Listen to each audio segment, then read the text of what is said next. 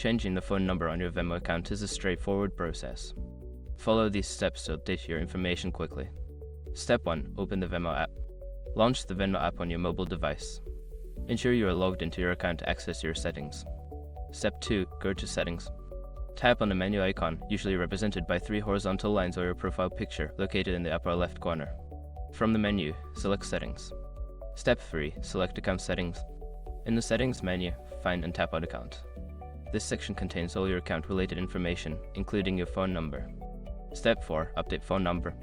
Locate the phone number field and tap on it. Enter your new phone number, ensuring it is correct. You may need to verify the new number through a confirmation code sent via SMS. Step 5. Save changes.